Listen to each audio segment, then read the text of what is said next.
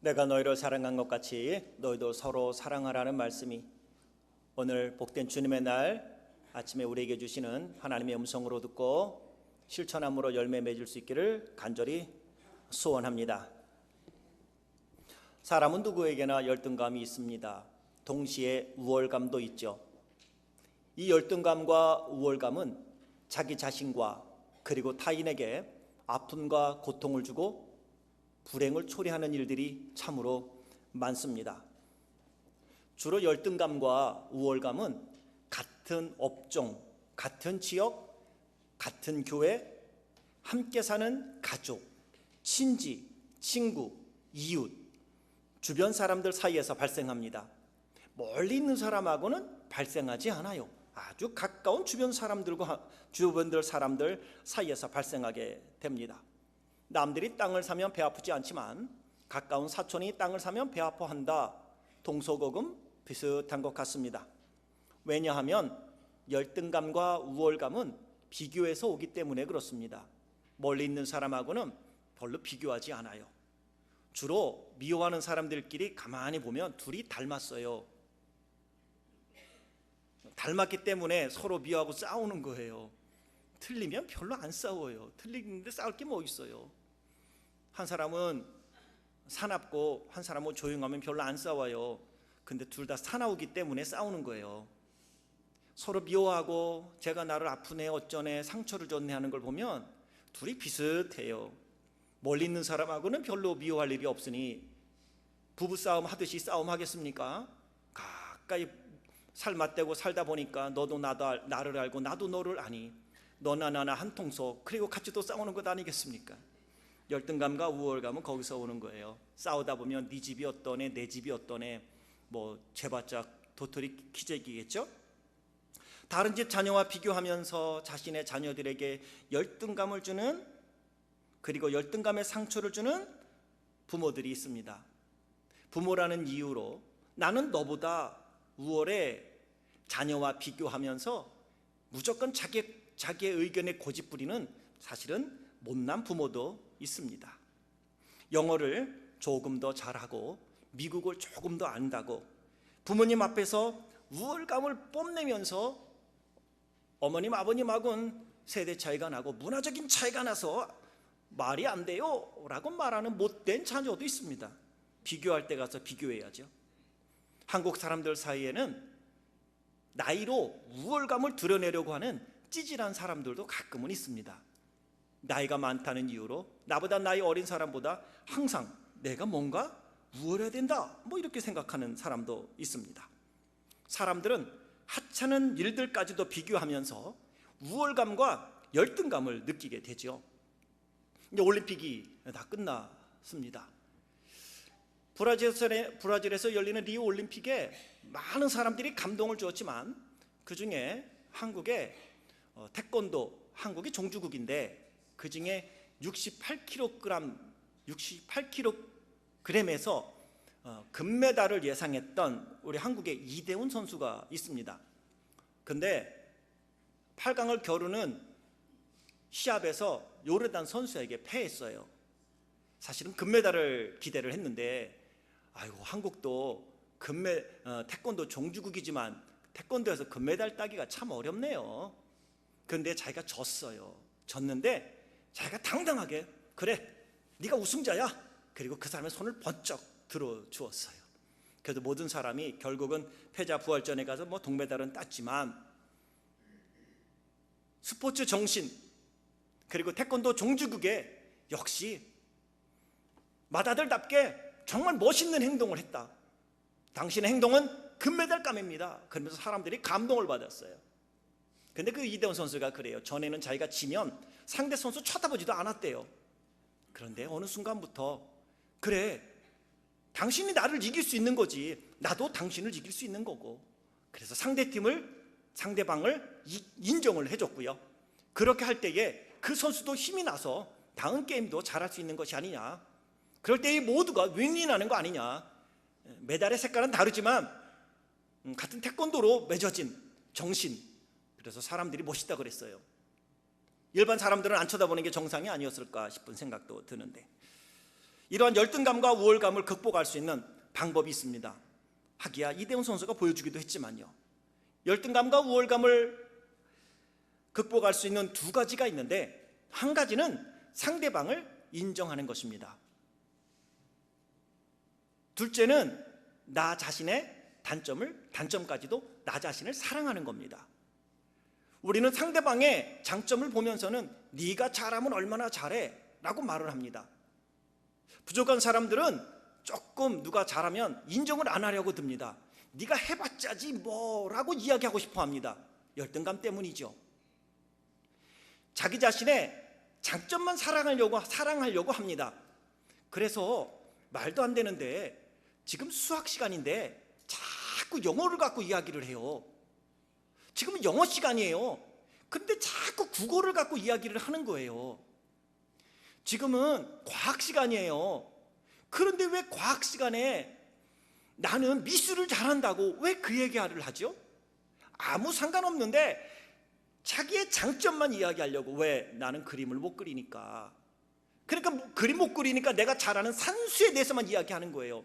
그래서 미술 시간에도 이 친구는 산수만 해요. 수학만 하는 거죠. 그게 열등감이고요.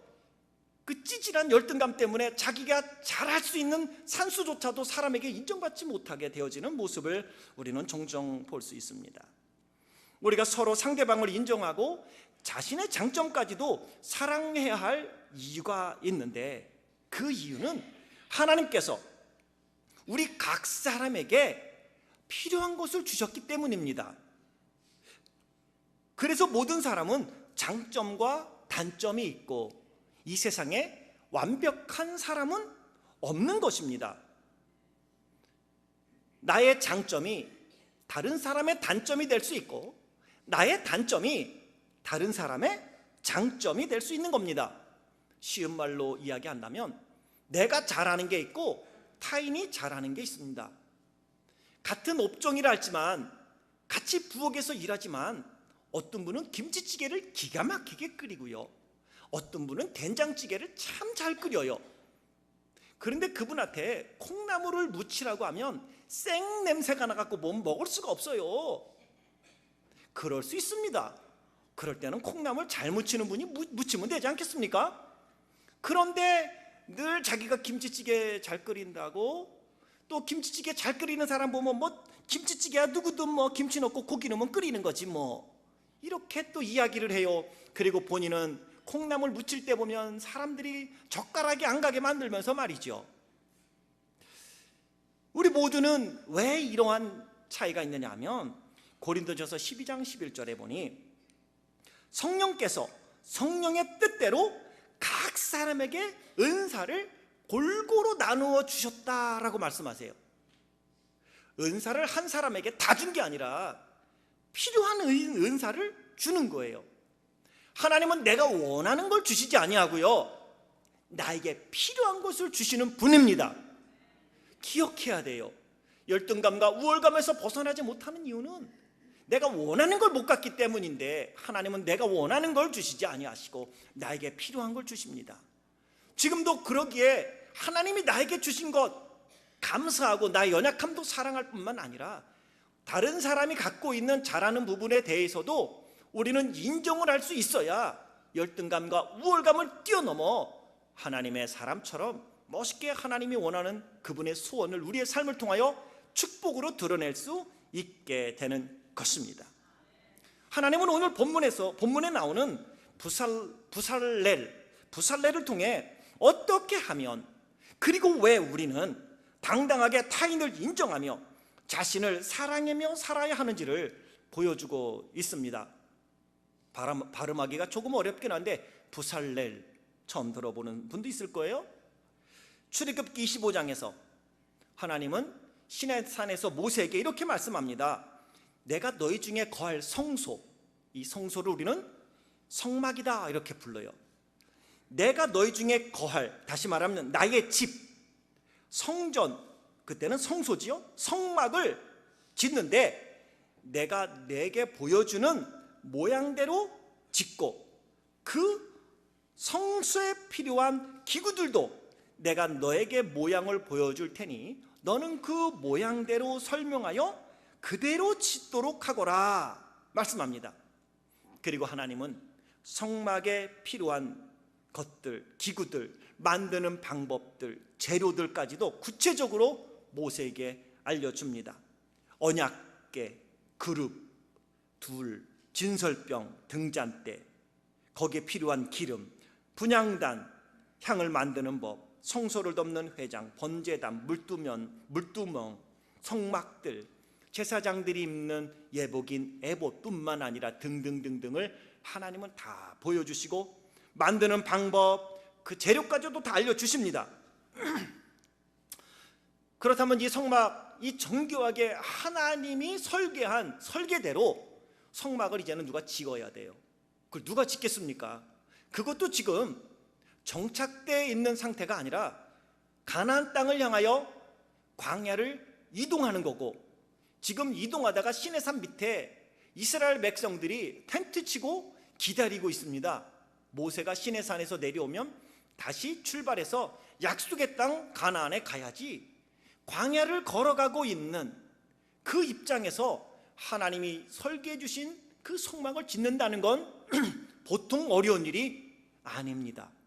그런데 하나님이 그러한 계획을 세우고 그러한 성막을 만들 수 있는 사람을 오래전에 그 땅에 보내십니다.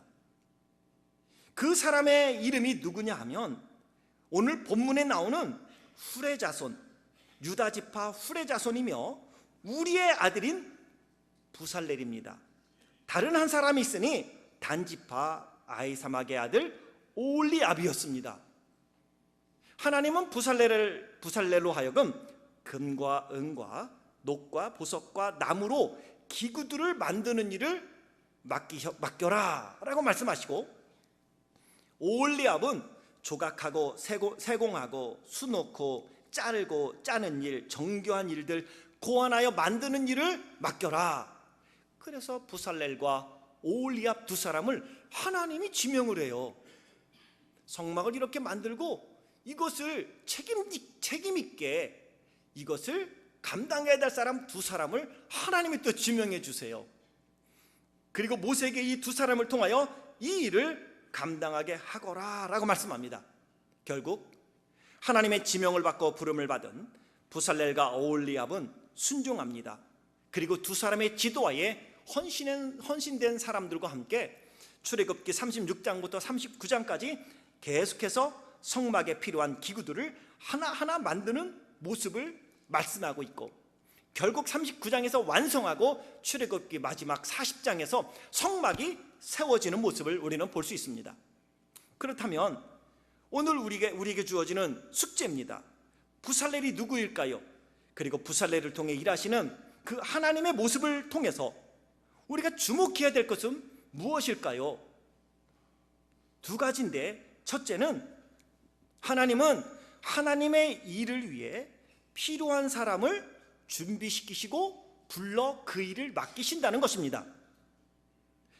1절과 2절에 보면 여호와께서 모세에게 말씀하여 이르시되 내가 유다 지파 훌의 손자요 우리의 아들인 부살렐을 지명하여 부르고, 하나님이 직접 저들을 지명하여 부르는 겁니다.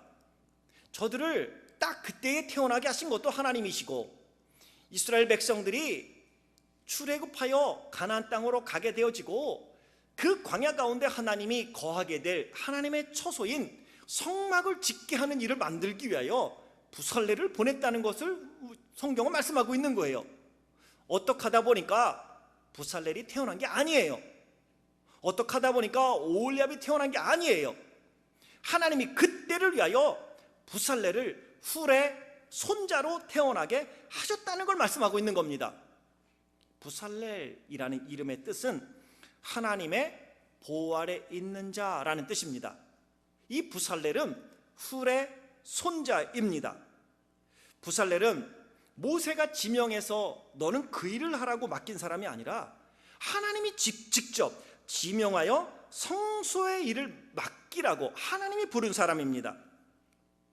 하나님은 친히 사람 가운데 거하기 위해서 하나님이 거할 처소, 영광스러운 하나님의 처소를 짓는 일에 훌의 손자인 부살레를 부른 겁니다. 다시 말하면 일을 시키는 겁니다. 광야에서 일하기가 얼마나 어려웠겠습니까? 제대로 된 도구도 많지 않았을 텐데 하나님이 일을 시켜요. 여러분은 어떻게 생각하십니까? 그것이 영광스러운 일이라고 여겨지십니까? 우리는 성경에 나왔으니 성막을 짓는 일은 영광스러운 일이지 라고 막연하게 생각하는데 그게 얼마나 힘든지 아십니까? 보통 어려운 일 아니에요. 근데 그 일을 광야에서 해야 되는 것입니다. 부살렐이 하나님이 성막을 만들라고 지명하여 불러서 성막을 만드는 일에 지도자로 세우신 거에 대해서는 잘했어요. 당연하지, 뭐 하나님이 시킨 건데 하나님이 시킨 일이라면 영광스러운 일이지 라고 생각을 하는데, 그렇다면 어떻습니까?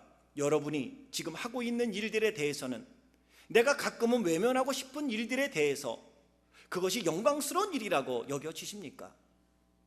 오늘 여러분의 가정 속에서 때로는 아버지, 어머니의 자리를 버리고 싶은 생각은 들 때는 없습니까? 때로는 아내의 자리, 남편의 자리를 박차고 도망가고 싶을 때는 없습니까?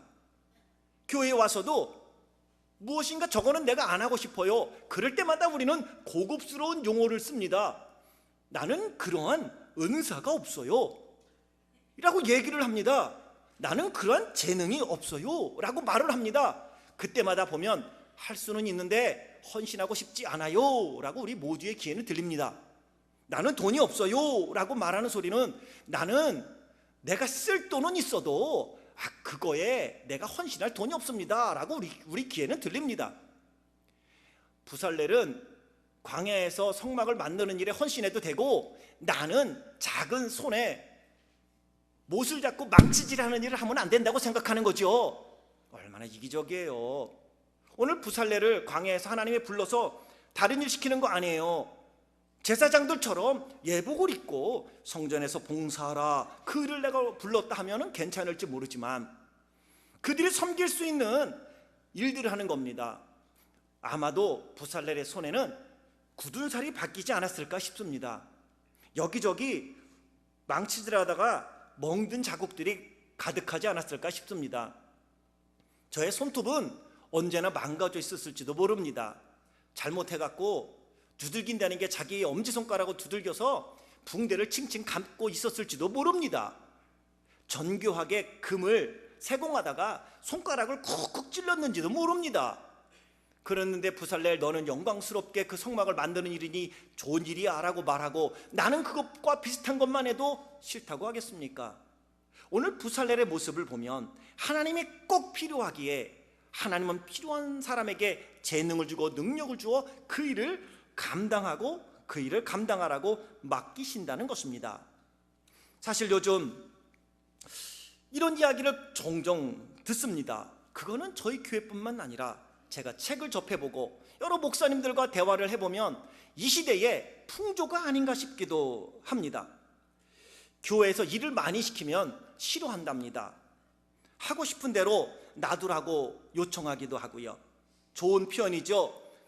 고급스러운 표현입니다. 모든 것은, 하나님의 일은 자원하는 것이지 억지로 시키면 반감이 생기니 하고 싶어 할 때까지 전도도 시키지 말고, 선교도 시키지 말고, 봉사도 시키지 말고, 헌금도 강요하지 말고, 예배도 강요하지 마세요. 그리고 한마디 더 고급스럽게 은혜 있는 척 이야기를 하지요. 믿음 있는 척 이렇게 얘기해요. 은혜만 있으면 성도들은 알아서 다 합니다. 정말일까요? 예수님 당시에 예수님이 정말 은혜스러운 말씀을 선포하니까 종교적이라고 생각했던 종교 지도자들이 예수님을 잡아다가 채찍질했고 결국은 십자가에 못 박아 죽였습니다. 왜? 자기들의 자리가 위태했기 때문이죠. 대제사장들, 바리새인들과 서기관들은 지금까지 율법을 따라 살았는데 이 예수님이 오시더니 율법을 뒤집는 거예요. 안식일 날 제자들이 밀밭 가다가 밀을 따서 하고 한 입 먹었다고, 저거 안식일을 지키지 않았다고 하나님의 안식일을 지키지 않았다고 버럭버럭 화를 내기도 하고요. 예수님께서 말씀하는 말씀이 자기들의 귀에 거슬린다고 결국 예수님을 핍박했고요, 십자가에 죽였단 말이에요. 예수님이 참 설교를 못하세요. 은혜가 없으셨나 봐요. 정말 그럴까요? 중요한 것은 내가 하나님이 안 보이고 사람이 보이기 때문입니다. 내 눈에 예수 그리스도의 음성이 들리지 않고 사람의 음성이 더 크게 들리기 때문입니다. 내가 갖고 있는 마음의 생각이 하나님의 마음과 생각보다 더 크기 때문이고, 과연 그러한 모습은 아닐지요. 오늘 하나님께서 부살렐을 부르신 그 모습을 보면, 그리고 부살렐에게 그 일을 맡기라고 했을 때 부살렐은 아무 말하지 않고 그 일을 감당하는 모습을 볼 수 있습니다. 부살렐에 대한 소개가 성경에 많지 않아요. 그리고 부살렐은 이렇게 하나님의 부르심을 받고 그 일을 감당했다고만 되어 있기 때문에 우리는 부살렐이 누군지 알 수 없지만, 그에게 하나님이 일을 맡기신 것 보면 부살렐은 손재주가 있었던 것 같습니다. 수공업에 종사했던 사람이 아닌가라는 생각도 듭니다. 그런데 이 부살렐은 자기가 다음에 내가 수공업 그리고 손재주가 있으니 이것은 내가 자꾸 연마해서 다음에 성막을 짓는데 이 기술이 쓰일 거야 라고 생각했냐는 것이죠. 아닙니다. 그냥 부살렐은 자기의 삶 속에 최선을 다하여 자기가 할 수 있는 일을 한 건데, 하나님은 그 부살렐을 보았다는 것인데, 왜 하나님이 부살렐을 부르셨을까? 우리는 잘 몰라요. 왜 정확하게 하나님이 왜 이 부살렐을 하나님이 거할 집을 지으라고 불렀는지 우리는 잘 알 수가 없어요. 당시에 부살렐과 같은 손재주가 있는 사람이 부살렐 혼자였겠냐고요. 많은 사람이 있었습니다. 그 중에서 하나님이 왜 부살렐을 불러 하나님이 직접 거하게 될 처소, 성막을 짓는 책임자로 지명했는지 성경은 말씀하지 않지만, 오늘 본문 2절은 우리에게 그 해답을 찾을 수 있는 단서를 제공하고 있습니다. 2절을 보면 부살렐은 유다 지파 훌의 손자 우리의 아들이다 라고 말씀하고 있습니다. 아주 중요한 의미가 있는 말씀입니다. 여러분, 훌이 누군지 기억하십니까? 사람들은 훌을 기억하지 못했을지 몰라도 하나님은 그 훌을 기억하고 있다는 것입니다.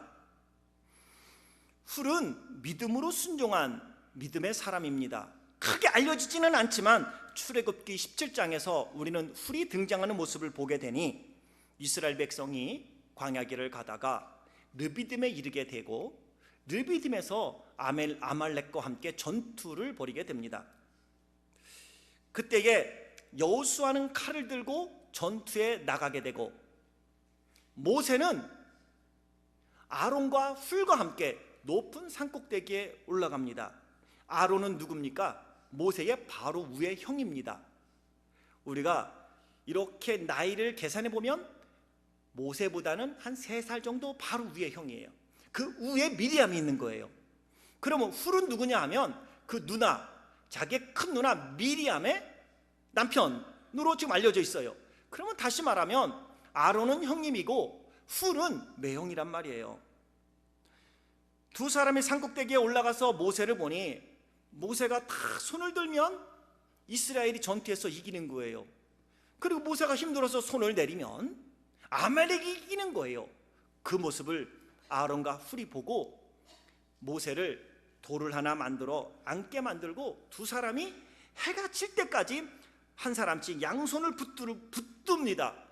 손이 내려오지 못하도록. 그리고 결국 그 전투에서, 아말렉과의 전투에서 이스라엘이 대승을 거두게 됩니다. 그리고 모세는 그곳에 단을 쌓고 여호와 니시, 여호와는 나의 깃발, 나에게 승리를 주시는 여호와다라고 그곳에 제단을 쌓아 하나님께 예배를 드리게 되지요. 그런데 우리가 생각해 볼 게 있습니다. 사실은 남이라면 모를까 아론과 훌은 쉽지 않은 일을 한 겁니다. 동생과 처남을 받들어 섬겨야 한다는 것은 동서고금을 막론하고 사실은 쉽지 않습니다.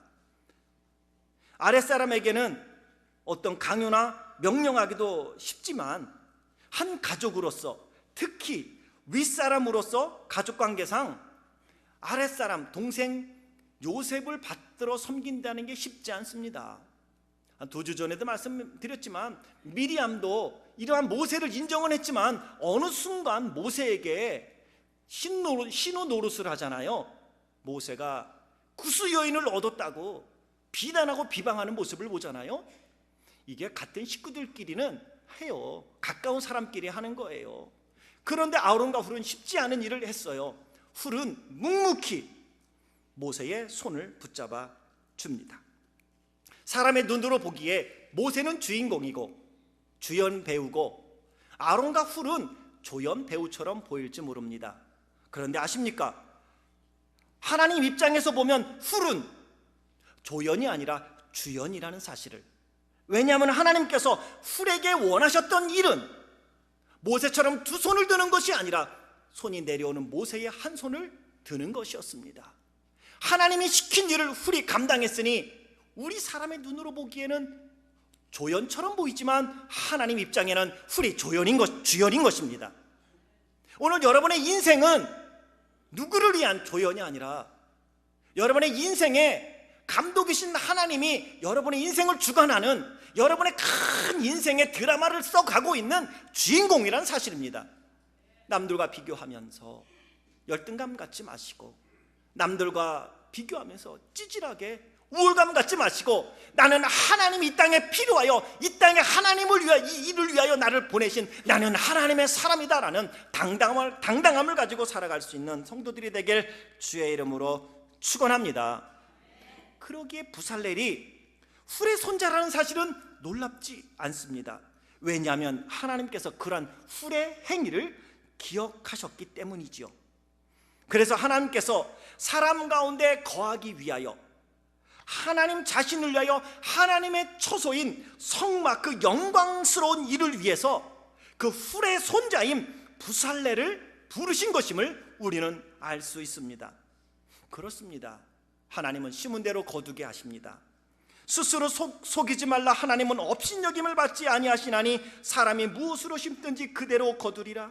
자기의 육체를 위하여 심는 자는 육체로부터 썩어질 것을 거두고 성령을 위하여 심는 자는 성령으로부터 영생을 거두리라. 갈라디아서 6장 6절부터 8절에 말씀하고 있는 것입니다. 기억할 수 있기를 원합니다. 때가 되면 지금 여러분이 심고 있는 그 씨앗은 반드시 열매를 맺을 것입니다. 하나님이 하나님의 필요한 일을 위하여 여러분을 이 땅에 보내신 것이고, 여러분을 지금 원하고 계시고, 여러분을 축복하고 계시고, 여러분을 통하여 하나님의 영광스러운 일을 하길 원하신다는 사실을 기억하고 날마다 하나님의 뜻을 구하며 그분의 나라를 강구하는 삶이 여러분의 최우선이 될 수 있길 주의 이름으로 축복합니다. 지금 여러분이 있는 자리는 어디입니까? 그리고 여러분이 있는 자리에서 할 수 있는 일은 무엇입니까? 말하는 것 말고요, 평가하는 것 말고요, 당신이 할 수 있는 일이 무엇입니까? 지금 하고 있는 일이 무엇입니까? 그 일을 통해 하나님의 뜻을 발견하고 그 일을 가지고 어떻게 하면 하나님의 영광된 복된 복음을 전하며 하나님의 자녀답게 이 땅 가운데 하나님의 능력을 드러내는 삶을 살까 고민하고 하나님과 더불어 그 뜻을 깨닫고 충성하는 성도가 되길 주의 이름으로 축원합니다. 부살렐은 어려서부터 일부러 배웠다고 얘기하지 않아요. 그 손재주가 언젠간 하나님의 영광을 위하여 쓰일 거라고 생각하고 한 거 아니에요. 지금으로 말하면 이런 거지요. 한국에서 이민 오면 이민 온 사람들, 지금은 조금 다르지만 예전에는 이민 온 사람, 그 사람의 직업은 누가 공항에 배웅 나가느냐에 따라 결정됐다고. 우리 아는 얘기죠? 맞아요. 내가 그 일을 하고 싶어서 한 게 아닙니다. 나한테 내가 미국 공항에 딱 도착했을 때 나를 픽업해 준 사람을 따라서 일하다 보니까 그게 내 직업이 됐다. 이런 사람들이 참 많아요. 나는 그냥 그래서 그런 줄 알았어요. 그런데 어느 날 보니 그게 내가 사람을 섬기는 복된 일을 위하여 하나님이 나를 훈련시켰다는 걸 내가 주의 일을 감당할 때에 비로소 깨달을 수 있는 겁니다. 부살렐도 그 전까지는 몰랐을 겁니다. 여러분 잘 아시죠? 다윗이 물맷돌을 참 잘 던지는 사람입니다. 그 물맷돌 하나로 골리앗을 무찔렀거든요. 한 방에 딱 골리앗의 이마에 명중시켰단 말이에요. 그렇다면 다윗이 양을 치면서 멀리 들짐승 사자가 나타나고 곰이 나타나고 늑대가 나타날 때에 그래 열심히 물맷돌 돌리면서 기다려라 골리앗아 내가 머지않아 너에게 간다 하고 물맷돌을 돌렸냐고요? 아니요. 자기의 자리에서 충성을 다한 겁니다. 아버지 형제들의 양떼를 돌보면서 내가 해야 할 일은 내가 돌보는 이 양떼들을 더 들짐승들이 잡아가지 못하도록 그거를 쫓아내야 되니까 어린 소년이 가까이 가서 막대기로 때릴 수 없으니 멀리 쫓을 수 있는 방법은 돌 던지는 건데 돌은 던져도 정확성이 없어요. 그러니 물매를 던지기 시작한 거예요. 더 강하죠, 정확하죠, 맞으면 한 방에 끝낼 수 있어서 계속 연습했는데 그게 골리앗을 넘어뜨리는 무기가 될 줄 누가 알았냐고요. 오늘 여러분이 살아가는 삶의 하나하나의 모습, 때로는 만족스럽지 못한 모습일지 모르지만 오늘도 그것이 하나님이 허락하셔서 여러분이 그러한 삶을 살게 된 줄 믿습니다. 하늘에 나는 공중에 나는 새도 하나님이 허락이 없으면 한 마리도 땅에 떨어지지 아니하고 한 아사리온에 팔리는 일도 없다고 성경은 말씀하세요. 정말 그 하나님의 말씀을 믿는다면 지금 여러분이 살아가는 오늘의 그 삶 하나님이 기억하십니다. 하나님께 감사하며 영광 돌리며 이러한 일을 통하여 내가 어떻게 하나님의 거룩한 일들을 감당할 수 있을지 주여 나를 기억하시고 사용해달라고 기도하며 감사하고 최선을 다하는 삶을 살아갈 수 있길 주의 이름으로 축원합니다. 열등감, 우월감이 아니라 늘 겸손함으로 하나님께서 오늘 나에게 필요한 일, 내가 해야 될 일이 있기에 이때를 위하여 보내신 것이고 오늘 이렇게 함께 하심을 기억하고 그 주님 앞에 늘 감사함으로 당당하게 살아가는 성도들이 되길 주의 이름으로 축원합니다. 둘째, 하나님은 부름에 순종하는 자들에게 사명을 감당할 수 있는 능력, 은사를 주신다는 겁니다. 3절부터 5절을 보면 하나님이 영이 부살렐에게 충만하게 하여 지혜와 총명과 지식과 여러 가지 재주로 정교한 일을 연구하여 금과 은과 노수로 만들게 하며 보석을 깎아 물리며 여러 가지 기술로 나무를 새겨 만들게 하리라는 거예요. 하리라는 것은 아직 이루어지지 않은 거예요. 그 부살렐이 하나님의 부름을 받고 그가 순종하여 나아가면 하나님이 성령이 그에게 충만하게 임하게 될 것이고 그에게 지혜와 총명과 지식과 여러 가지 재주가 가득하게 되어서 이 모든 것을 만들게 되리라는 것이죠. 하리라는 거예요. 그러게 우리는 하나님이 능력 주시면 하는 게 아니라 오늘 나에게 하나님이 주신 능력을 가지고 순종할 때에 하나님이 예비한 놀랍고 크고 보배로운 역사가 일어나게 된다는 것입니다. 부살렐은 본래 재능이 있던 사람이었습니다. 하지만 이 재능과 은사는 다릅니다. 하나님의 영이 충만하다는 것은 성령께서 저에게 성령의 은사를 주셨다는 걸 의미하는 겁니다. 은사는 재능을 뛰어넘는 능력을 의미합니다. 그렇습니다. 하나님의 일은 내 재능으로 하는 게 아니라 내 경험으로 하는 게 아니라 성령의 충만함을 받아 성령께서 주시는 그 힘으로 그 은사로 감당해야 하는 것입니다. 그렇지 않으면 자신의 이름을 내고 타인을 무시하게 되는 것입니다. 재능이 있는 사람은 재능이 없는 사람을 무시하지만 성령께서 주시는 능력과 은사를 가진 성령이 함께하는 사람은 내가 갖고 있는 재능과 능력으로 부족한 사람을 돕게 됩니다. 그리고 이렇게 하심에 대하여 감사합니다. 그리고 상대방의 장점이 있는 줄 알고 나의 잘남에 대하여 자랑하거나 우쭐대지 아니하고 다른 사람을 섬기는 일에 앞장서게 된다는 것이죠. 부살렐에게 성령께서 충만하게 임함으로 그에게 은사를 주셨고, 그는 성령 안에서 지혜를 얻고 총명을 얻고 여러 가지 재주를 얻고 하나님이 말씀하신 그 모든 것들을 만들게 되었다는 것입니다. 그가 순종했을 때 그러한 성령의 능력으로 그 모든 사명을 잘 감당했다는 걸 말씀하고 있습니다. 36장부터 성막에 필요한 기구들을 만들기 시작하는 모습이 나오는데, 36장부터 39장까지 계속해서 강조하고 있는 말씀이 있습니다. 그것은 다른 게 아니라 만들고 또 만들고 또 만들고 또 만들었더라.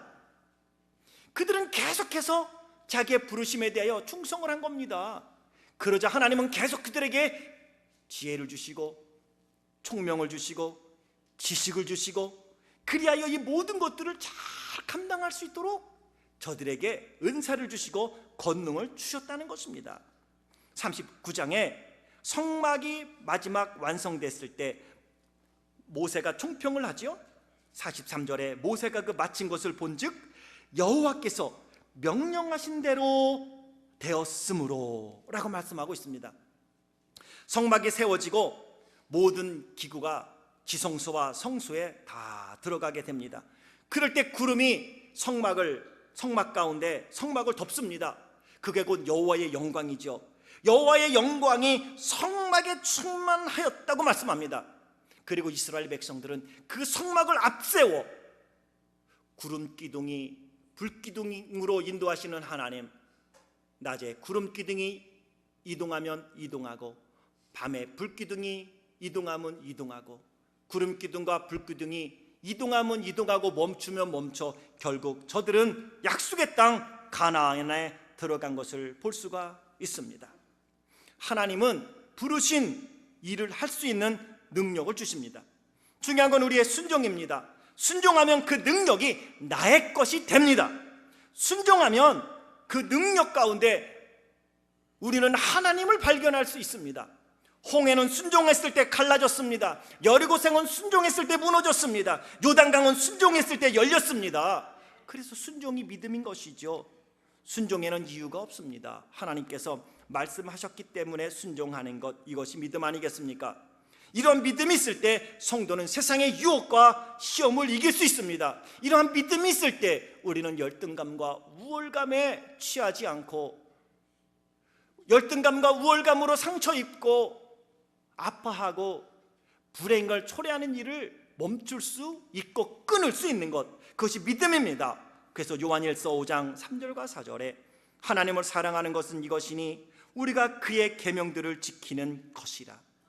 그의 계명들은 무거운 것이 아니로다. 무릇 하나님께로부터 난 자마다 세상을 이기느니라. 세상을 이기는 승리는 이것이니 우리의 믿음이니라. 믿음으로 순종하면 재능도 지혜도 지식도 총명도 주십니다. 그 믿음으로 순종할 수 있는 것은 나를 나로 기뻐하시고 나를 나로 인정하시고 에베네셀, 여기까지 나를 인도하셨다고 하나님 앞에 에베네셀이라고 고백할 수 있는 사람, 그에게 하나님의 능력이 임하는 것입니다. 아무나 순종할 수 있는 게 아니고요. 오늘 나로 봐야 되는데 자꾸 우리는 남을 봐요. 남을 보면서 남의 모습이 내 모습이 아닌가, 자기 나름대로의 어떠한 자기의 상을 갖고 있어요. 그는 환상이라고 말하지요. 그러다 보니 내가 나를 사랑하고 나를 만드신 하나님, 오늘 나에게 원하는 그 하나님을, 그 하나님이 맡기고 원하는 일을 하지 아니하고 자꾸 판단하고 나를 합리화시키고 빠져나가려고 하는 것이지요. 왜 부살렐이 이렇게 힘든 일하는 것은 당연한 거고 영광스러운 것이고, 내가 땀방울 하나 흘리는 것은 헛되입니까? 그것은 하나님의 뜻이 아니랍니까? 부살렐처럼 오늘 내가 할 수 있는 일이 무엇인가? 가정에서, 나의 삶의 터전 속에서, 이웃과의 관계 속에서 피를 앞주고 세우신 하나님의 전에서 하나님이 나에게 원하는 것은 무엇일까? 하나님께 집중할 수 있기를 원합니다. 오늘 이곳까지 인도하신 그 하나님을 바라볼 수 있기를 원합니다. 믿음의 주여 온전케 하시는 그 주님께 저나 여러분 우리의 눈을 고정시키고 하나님이 우리 마음에 부으신 꿈, 소원을 따라서 최선의 경주를 다하며 땀을 흘리며 열심을 다하여 경주하여 결국 하나님이 맡겨준 사명 잘 감당하는 하나님의 사람들이 되길 주의 이름으로 축복합니다. 믿음으로 순종할 때 하나님은 재물도 붙여주시고, 믿음으로 순종할 때 하나님은 사람도 붙여주시고, 믿음으로 순종할 때 하나님은 우리에게 건강도 도와여 주시는 것입니다. 믿음으로 순종함으로 부살렐처럼 하나님 앞에 존귀한 자로 인정받고 복된 일을 감당하는 이 시대에 부살렐로 살아가는 제1의 모든 성도님들이 되시길 주의 이름으로 축원합니다. 기도하겠습니다. 사랑의 하나님 아버지,